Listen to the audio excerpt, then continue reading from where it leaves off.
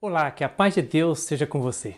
Eu desejo que aí, no cantinho onde você está neste momento, você possa sentir a presença do Espírito Santo na sua vida e que ao terminarmos esse estudo aqui, possamos terminar na certeza que tivemos aqui um encontro com o Senhor Jesus. Hoje vamos continuar o nosso seminário, A Igreja de Deus no Limiar da Eternidade. E o tema para hoje é Nosso Dever para com as Autoridades Civis. Hoje, vivemos em um mundo conturbado. De vez em quando estamos ouvindo falar de protestos. Ouvimos as pessoas clamarem pelos seus direitos ao redor do mundo. Clamam pelos direitos dos homossexuais, clamam pelos direitos das mulheres e cada pessoa quer clamar pelo seu próprio direito. E quanto a nós, como cristãos, quais são os nossos deveres para com as autoridades civis? Quais são os nossos direitos? É verdade que as pessoas muitas vezes se equivocam e acham que os seus direitos lhes dão o direito de passarem por cima das autoridades civis. Porém, vamos ver o que a palavra de Deus nos diz. A Bíblia nos deixa muito claro o nosso dever como cristão para com as autoridades civis. No livro de Romanos, capítulo 13, versículos 1 a 4, diz assim a palavra de Deus. Vamos ler juntos. Romanos, capítulo 13, versículos 1 a 4. Toda alma esteja sujeita às autoridades superiores, porque não há autoridade que não venha de Deus. E as autoridades que há foram ordenadas por Deus. Por isso, quem resiste à autoridade, resiste à ordenação de Deus. E os que resistem trarão sobre si mesmos a condenação. Porque os magistrados não são terror para as boas obras, mas para as más. Queres tu, pois, não temer a autoridade? Faze o bem e terás louvor dela, porque ela é ministro de Deus para o teu bem.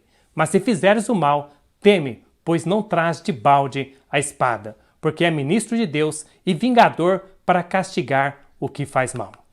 Então a palavra de Deus nos deixa muito claro aqui que é dever de todo cristão obedecer às leis do país, desde que as mesmas não entrem em conflito com a lei de Deus. Ainda no livro Testemunho para a Igreja, volume 1, página 361, diz assim a inspiração. Os 10 preceitos de Jeová são o fundamento de todas as leis justas e boas. Aqueles que amam os mandamentos de Deus conformar-se-ão com toda boa lei da terra. Então a inspiração diz que nós vamos nos conformar com toda boa lei da terra. Agora a questão é a seguinte: o que é a boa lei da terra? Aqui não quer dizer que se eu não gosto de uma lei, se a lei não é a minha preferência, eu estou autorizado a desobedecer a essa lei. A única questão que nos deixa livre de obedecermos uma lei é se a mesma entrar em conflito com a lei de Deus.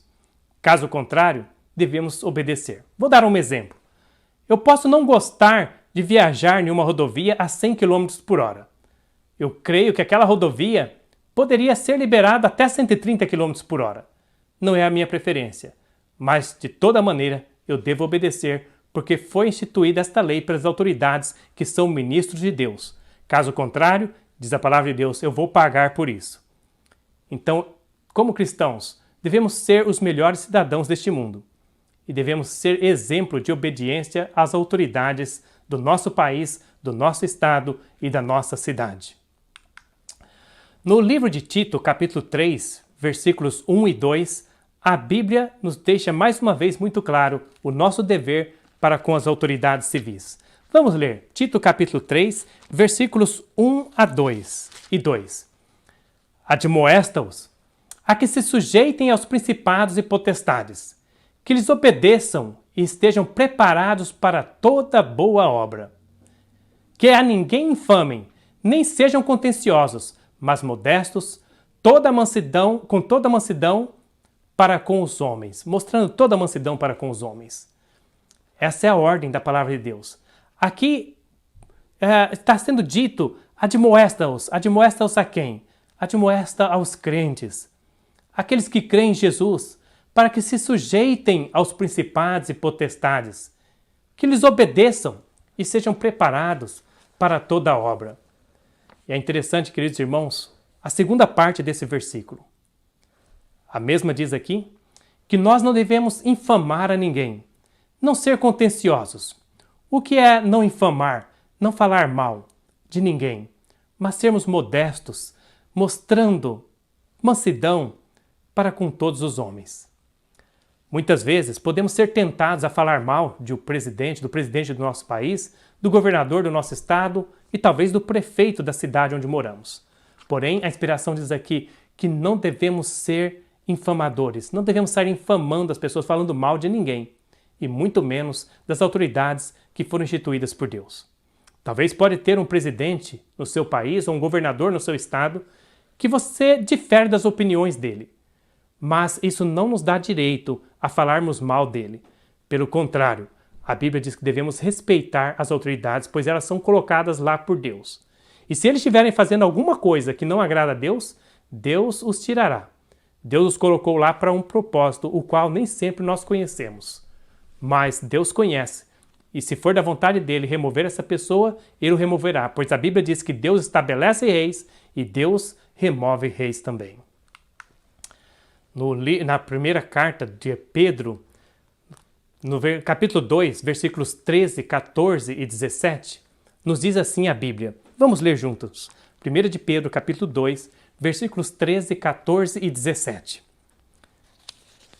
Sujeitai-vos, pois, a toda ordenação humana por amor do Senhor, quer ao rei, como superior, quer aos governadores, como por ele enviados para castigo dos malfeitores e para louvor dos que fazem o bem. Honrai a todos, amai a fraternidade, temei a Deus, honrai ao rei. Esta é a ordem dada por Deus na sua palavra. Que honremos ao rei. Não falemos mal daqueles que dirigem a nossa nação, mas falemos o bem deles, oremos por eles. Essa é a ordem de Deus, mais uma vez, mais uma ordem dada por Deus. Está ali na 1 de Timóteo, capítulo 2, versículos 1 a 3, que devemos orar pelas autoridades do nosso país. Vamos ler juntos. 1 Timóteo, capítulo 2, versículos 1 a 3, diz assim a inspiração. Admoestando-te, pois antes de tudo, que façam súplicas, orações, intercessões e ações de graças por todos os homens, pelos reis e por todos os que estão em eminência, para que tenhamos uma vida quieta e sossegada, em toda piedade e honestidade, porque isto é bom e agradável diante de Deus, nosso Senhor. Aqui a Bíblia diz que devemos orar pelos governadores da nossa nação, do nosso estado, da nossa cidade, para que possamos ter uma vida sossegada. O que quer dizer aqui? Para que possamos ter liberdade religiosa. Devemos orar para que Deus abençoe o nosso país com justiça, com ordem, com paz e com liberdade religiosa. E para isso, devemos orar por aqueles que estão em eminência como autoridade no lugar onde nós vivemos, para que Deus os guie, Deus os proteja e Deus os guie com o seu Santo Espírito, para que possamos ter liberdade religiosa, paz e possamos prosperar onde Deus nos tem colocado, para a glória de Deus e para o bem do nosso país. A inspiração ainda nos diz no livro Atos dos Apóstolos, página 38, parágrafo 3, diz o seguinte, a palavra de Deus. Não se nos exige que desafiemos as autoridades. Nossas palavras, quer faladas, quer escritas, devem ser cuidadosamente consideradas para que não sejam tidos na conta de proferir coisas que nos façam parecer contrários à lei e à ordem. Não devemos dizer nem fazer coisa alguma que nos venha desnecessariamente impedir o caminho. Temos de avançar, em nome de Cristo, defendendo as verdades que nos foram confiadas.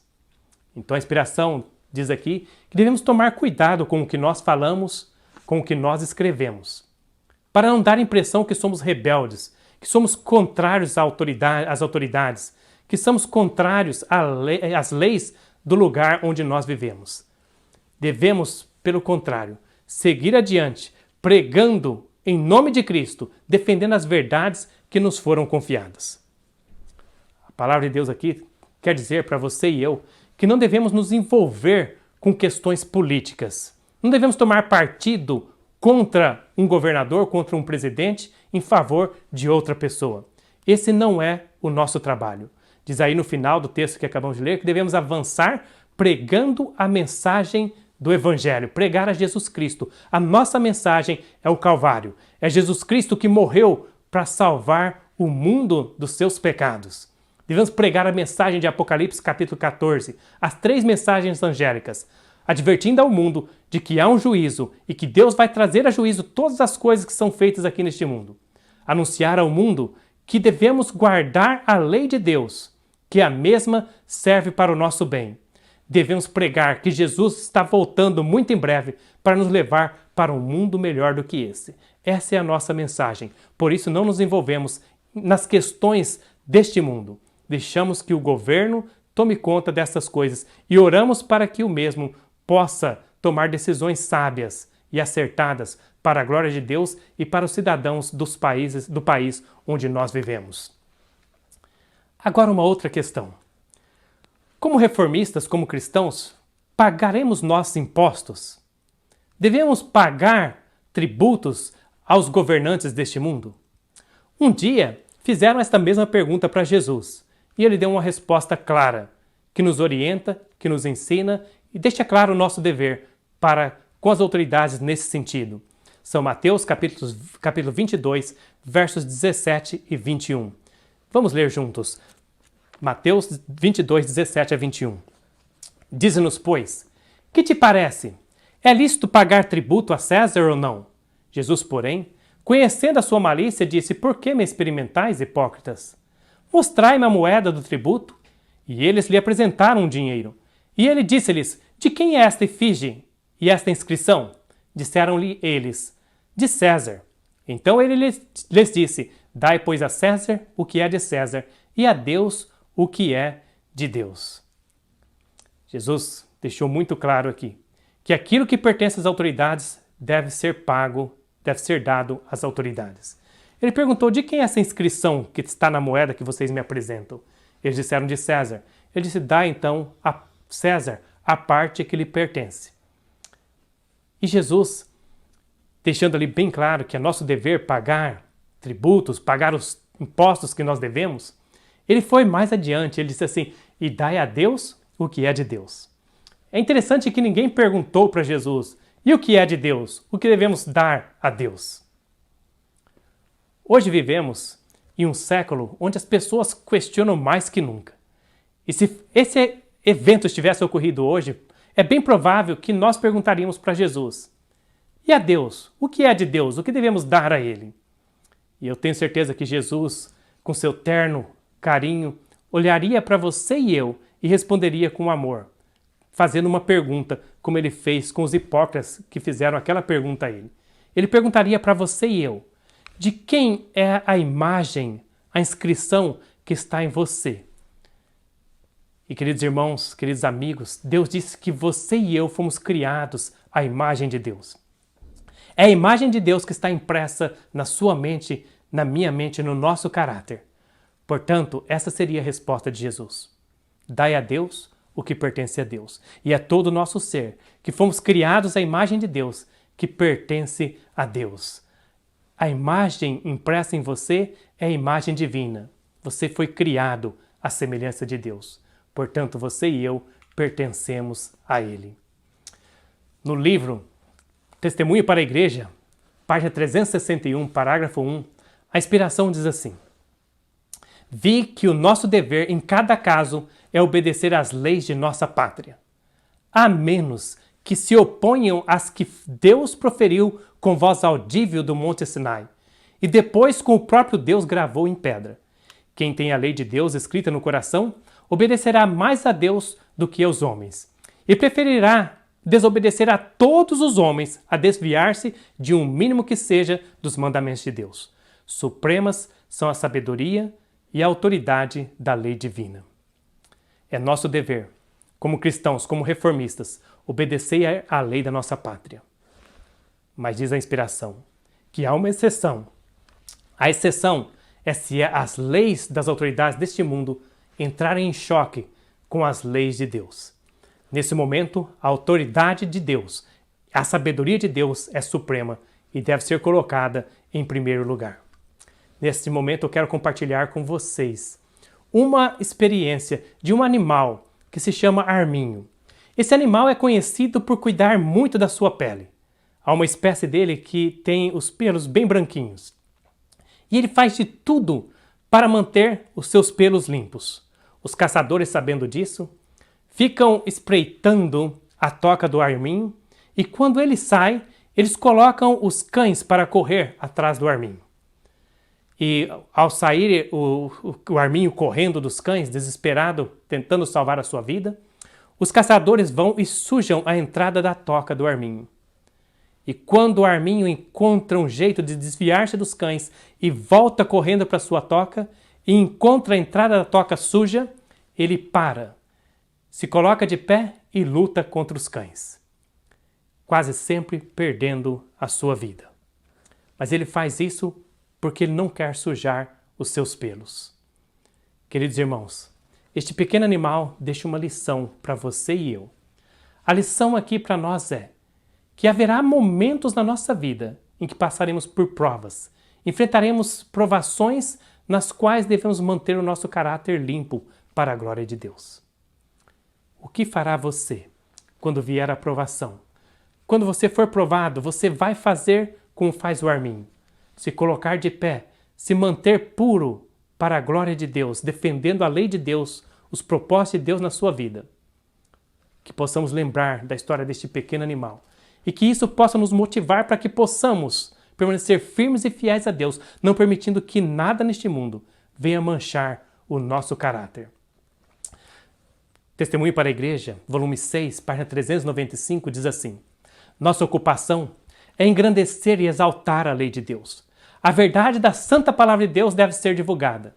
Devemos apresentar as Escrituras como norma de vida. Com toda a modéstia, no espírito da graça, no amor de Deus, devemos apontar aos homens que o Senhor Deus é o Criador dos céus e da terra e que o sétimo dia é o sábado do Senhor. Nossa ocupação é engrandecer a lei de Deus e fazer isso sem arrogância, sem espírito de rebelião, mas fazer isso, diz aqui, no espírito da graça e do amor de Deus, mostrando aos homens que um dia Jesus morreu por nós na cruz do Calvário e por isso nós obedecemos a Ele, temos o prazer de guardar a sua lei e que o sétimo dia é o sábado do Senhor, um dia que Deus deu para nós descansarmos nele, termos comunhão com Ele mais do que qualquer outro dia da semana.